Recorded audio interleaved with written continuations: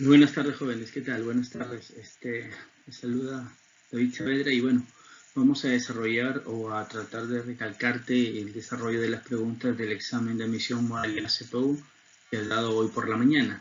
La primera pregunta nos habla respecto de los antecedentes de la tabla periódica actual. Al menos de dos antecedentes, algo que ya hemos visto en clase, en su respectivo momento.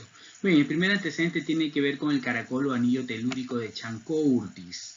Recuerda que Chanco-Urtis, bueno, fue la primera persona en descubrir o en hablar de la periodicidad, Émile de Chanco-Urtis.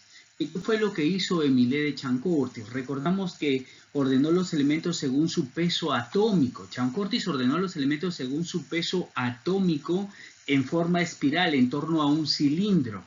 En forma espiral en torno a un cilindro, observó aquellos con propiedades similares caían en la misma vertical. Recordemos que de tal manera que los puntos que se correspondían sobre las sucesivas vueltas de la hélice diferían en 16 unidades. Es importante que mencionar entonces que la primera alternativa dice ordenó los elementos según su número atómico. Eso es incorrecto, los ordenó según su peso atómico. Este postulado de Chanco-Urtis careció más adelante de mayor aceptación, dado que a partir del calcio ya no se cumplía lo que él proponía. Entonces es importante tener en cuenta este postulado. La primera alternativa, por lo tanto, es incorrecto porque Chanco-Urtis ordenó los elementos de forma espiral en torno a un cilindro, pero de acuerdo a su peso atómico creciente, no a su número atómico. El primer enunciado, por lo tanto, es incorrecto. En la segunda pregunta nos habla de Newlands. Recordemos que Newlands ordenó a los elementos en filas horizontales de 7 en 7 de acuerdo a su peso atómico creciente. Por lo tanto, el enunciado 2 es correcto, los ordenó de acuerdo a su peso atómico creciente, pero ¿por qué entonces se le conocía como la ley de las octavas? Porque tanto el primer elemento de la primera fila con el primer elemento de la segunda fila, es decir, primero y octavo, tenían propiedades muy similares. Por ejemplo, si nosotros observamos que el litio en esta primera serie es el primer elemento, el sodio, si contabilizamos, será el octavo, y el otro octavo sería el potasio. Litio, sodio y potasio preservan las mismas propiedades o propiedades semejantes. Por lo tanto, por eso se le menciona como la ley de las octavas, porque cada octavo elemento, las propiedades eran semejantes al primero del grupo o de la fila o de la serie anterior. Por lo tanto, esta es la ley de las octavas de Newlands a grandes rasgos. Enunciado 2 y enunciado 3 son correctos. Entonces estamos hablando que esta primera pregunta corresponde a la alternativa D. Falso, verdadero y verdadero. Dos antecedentes relevantes de la tabla periódica moderna, algo que nosotros ya hemos visto en el ciclo correspondiente. A ver, continuamos. En la pregunta número 2 nos pide hallar la molaridad y la normalidad del ácido sulfúrico. Recordemos cómo se halla la molaridad. Recuerda la ecuación 1 de la molaridad, en mole de soluto entre volumen de la solución. Ten en cuenta que el volumen debe estar en litros. Y cuando hablamos de moles, si se trata de una sustancia molecular, es masa de soluto entre la masa molecular del soluto. Por lo tanto, esta es la ecuación despejada, la ecuación que vamos a utilizar. Sin embargo, no nos da la fórmula del ácido sulfúrico. Entonces vamos a recordar nomenclatura, cómo formular el ácido sulfúrico. El sufijo ico nos hace referencia a la nomenclatura clásica o tradicional. Recuerda que el azufre tiene los siguientes estados: hipooso, oso, ico. Ico trabajará con 6. Es un ácido oxácido de estado par. Por lo tanto, aplicamos esta formulita que ya le hemos trabajado, donde X representa 6, 6 más 2, 8, entre 2, 4. La fórmula del ácido sulfúrico es H2SO4. De este ácido sulfúrico, ¿qué datos tenemos? Me da la masa de este soluto, porque el ácido sulfúrico es el soluto, me da su masa 260 gramos. Y me da como dato su peso molecular. Sin embargo, recuerda que si no te da el peso molecular, tú conoces los pesos atómicos. El oxígeno pesa 16, por 4, 64, más 32 de un átomo de azufre, 96, más el hidrógeno pesa 1, 1 por 2, 2, más 96, 98 gramos por mol. Por lo tanto, tenemos estos datos. Ahora vamos a disolver, ¿cierto? ¿Cuánto? 260 gramos de este soluto, de este ácido sulfúrico, en 5 litros de solución. Y lo único que nos queda es reemplazar esta fórmula, masa de soluto entre la masa molecular por el volumen.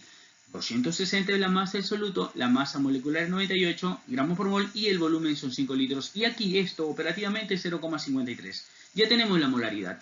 Ahora necesitamos hallar la normalidad. Entonces, recordemos cómo se halla normalidad. Si yo ya tengo molaridad, aplico la relación entre ambos, que la normalidad es igual al parámetro por la molaridad. Si se trata del ácido sulfúrico, recuerda que para un ácido el parámetro, el factor de reactividad, que tú conoces como tita, ese factor de reactividad es igual en un ácido al número de hidrógenos disociables que este tenga. El ácido sulfúrico tiene 2 hidrógenos, por lo tanto el parámetro es igual a 2. Aplicando esta relación que hay, la normalidad es igual a la molaridad 0,53 por el parámetro 2 y eso es igual a 1,06. Y esto lo tienes en la alternativa B. Es otra de las preguntas que ya hemos trabajado tanto en el repaso como en el ciclo correspondiente.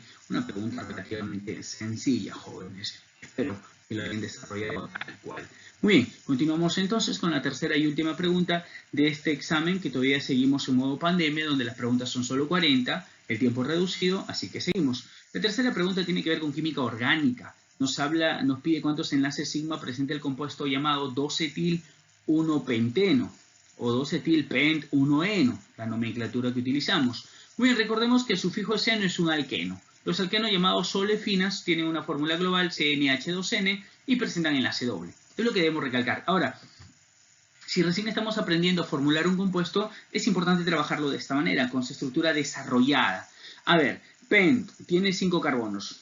1-eno, 1-penteno, en el carbono 1 está el enlace doble, enumeramos, aquí está mi carbono 1, allí está el enlace doble, dice 2-etil, en mi carbono 2 habrá un radical etil, 2 carbonos, él es el radical de 2 carbonos, el etil. Pero recuerda que el carbono tiene una propiedad importantísima que se llama tetravalencia, debe tener 4 enlaces, por lo tanto completamos la tetravalencia de ese carbono, 1, 2, 3 y 4 enlaces. Igual acá, completamos la tetravalencia de ese carbono, sí, sus 4 enlaces alrededor de él, igual con el carbono 1, sus 4 enlaces, el carbono 2 ya tiene sus 4 enlaces, si lo visualiza, 2, 3, 4, el carbono 3 completó sus 4 enlaces, igual con el carbono 4, igual con el carbono 5. Y recuerda que esos enlaces son átomos de hidrógeno, por lo tanto los átomos de hidrógeno tienen enlace simple, por lo tanto es un tipo sigma, ten en cuenta ello. Esta es la estructura desarrollada, mi estructura desarrollada de este alqueno, que lo voy a trabajar de manera semidesarrollada. Aquí hay 2 hidrógenos, porque hay 2 enlaces, CH2, arriba el etil es CH2CH3, aquí lo tenemos, este carbono 3 es un CH2, este carbono 4 es otro CH2 y este carbono 5 es un CH3.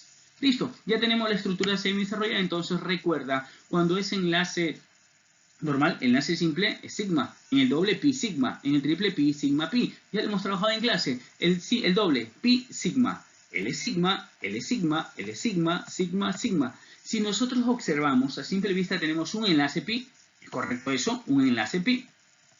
Ya, pero los enlaces sigma, 1, 2, 3, 4, 5, 6. Sin embargo, no te olvides que los hidrógenos, aquí donde están los hidrógenos, son enlaces sigma. ¿Cuántos hidrógenos tiene? 2, 4, 6, 8, más 6, 14 hidrógenos, más 6 enlaces sigma que tengo aquí, son 20 enlaces sigma en total.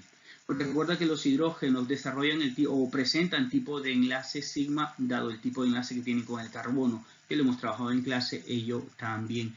Por lo tanto, ¿cuántos enlaces sigma tiene el compuesto? Tiene 20 enlaces sigma y eso está en la alternativa C. Y aquí tenemos las 3 preguntas si eres del bloque que hayas participado en este examen. Espero que haya sido las respuestas correctas las que he marcado, porque este examen ha estado sencillo respecto al curso de química. Muy bien, chicos, conmigo será hasta otra oportunidad. Permiso.